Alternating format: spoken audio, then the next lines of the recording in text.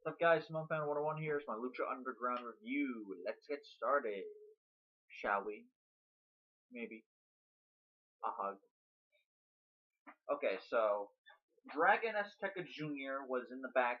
It started out with a vignette on Lucha Underground. Dragon Azteca Jr. was in the locker room area. He was looking at a picture of a Guerrero, I believe. It was against yeah, actually no, it was the original Chavo. It was Chavo Senior. It was Chavo Senior against Dragon Azteca, the original. He said that he would honor Dragon Azteca. Fight strong. Do not let the the evil seduce me and all that shit. And then Chavo Guerrero, blinds him from behind and says that he's gonna face Pentagon no matter what, and he proceeds to beat the shit out of him with a steel chair, which is becoming Chavo's thing. And Chavo even pointed pictures like, my old man beat your master's ass that night. Now I'm gonna do it again, and here I am doing it again. So there's that. Rey Mysterio. Oh, no, actually I'd say this. Chavo goes to leave. Rey Mysterio finds them. It's amicable, but there's tension. Chavo leaves. Rey finds Dragon Azteca. He thinks Pentagon did this. Azteca Jr. says no, and Mysterio puts two and two together, and he figures out it was Chavo, and he's like, no. And he's like this, Chavo! It's like, oh god. Apparently, Rey Mysterio was watching too much Star Wars because he did his best Darth Vader impression from Episode 3, which was hilarious, by the way. We started it off with a match. Dr. Wagner Jr. or just Dr. Wagner and a Famous B teamed up against Son of Havoc and Masquerita Sagrada, who came out on a motorcycle with a sidecar for Sagrada. So okay, they had a decent match.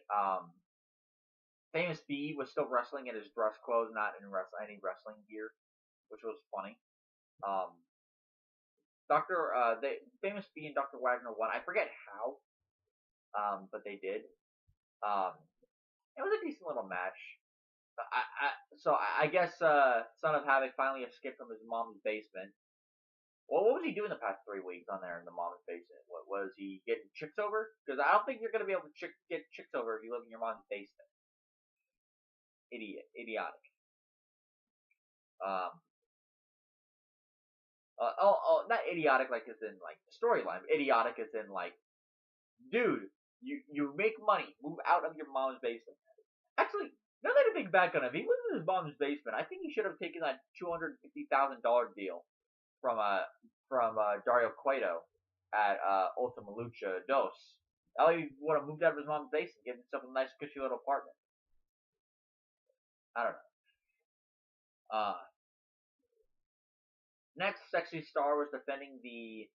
Actually, yeah, I just want to make sure. Yeah, Sexy Star was defending the. I want to say Trios Championship. He's defending the Gift of the Gods Championship against Jack Evans, who pinned a Sexy Star 2 weeks ago in that Atomic Ghost match.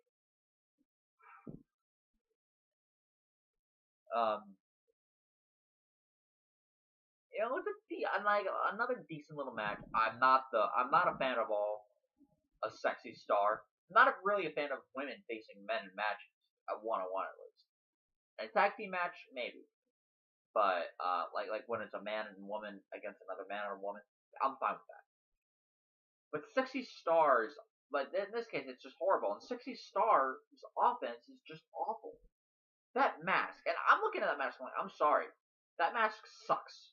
I don't know what it is about that mask or her masks in general, but her masks tend to suck. I mean, God. Horrible. Horrible, horrible. Do something about that mask. It's just awful. Hell, at least freaking Mari Pose's mask makes sense. She's supposed to be psychotic. So they gave her a mask that's very creepy looking. That one green chick lady, I forget her name. She's got a normal looking mask, and she looks, you can tell she's still a woman. But Sexy Star, no, she's got to wear this big, fancy-looking mask, which just makes her look like shit. At one point, Johnny Mundo and PJ Black came out to interfere in the match.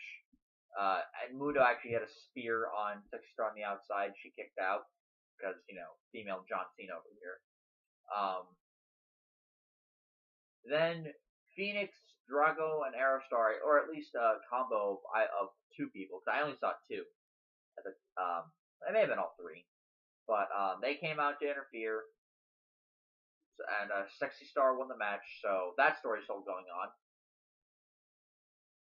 Next, we had Dario Cueto in his office. He was invited by Rey Mysterio. He was talking to Rey Mysterio and Chavo Guerrero. He was talking to Chavo first, and Chavo said, "Look, he's going to be in the match, so I'm going to Dragon Azteca Jr. is not going to be in the match, so I'm going to replace him." Dario's like, "Okay." Ray basically comes in and, in so many words, says, "That's bullshit. You attacked Dragon Azteca Jr. I should kick your ass." And Rey Mysterio went kung fu on Chavo's ass, which was awesome. Chavo bounced back, but by that time he was shown up like a jabron. So Dario Cueto was loving this. Like, yeah, loving this. You two fighting each other. Because remember, Dario Cueto loves violence. And Dario, he made it a triple threat match between Rey Mysterio, Chavo Guerrero, and Pentagon Jr. Pentagon Jr. won the match, first of all. He hit Rey Mysterio with a package pile driver.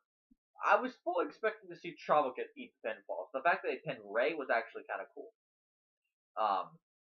It was actually a pretty good match, I must say. I had a lot of fun watching it. It was a pretty good match. Pentagon tried to break Rey's arm after the match was over. Rey countered. Pentagon was outside the ring. And then Chavo came in with his steel chair, his trusty steel chair, his amigo, as Matt Striker calls him, and proceeded to beat up Rey. He hung Rey in a tree of woe position on the rope, in the corner, and proceeded to just smack the living hell out of his knee with the steel chair. So they're basically revisiting the old Rey Chavo storyline back in 2006. Because if you remember, around this time in 2006, Chavo did the exact same thing to Rey Mysterio. It may have been October or November of 06, but he did the same thing to Rey Mysterio. Rey had to go away for a while in order to get surgery. And Chavo just beat the shit out of Rey's knees. And that's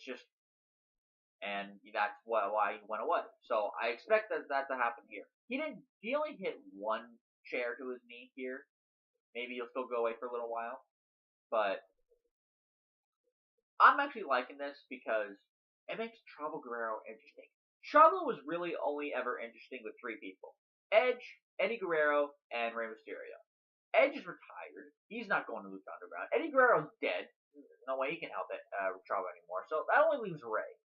If Rey can make Chavo interesting, I'm totally digging the storyline then. Especially since Chavo is showing a lot more fire this season than he is in the past two. So with that said, guys, that was my review of Lucha Underground. Other than the Rey, Rey Chavo thing, not too much happened this week. But still, it's advancing the storylines. I will see you guys later. With my review of TNA. Until next time, guys, we'll see you later, and peace.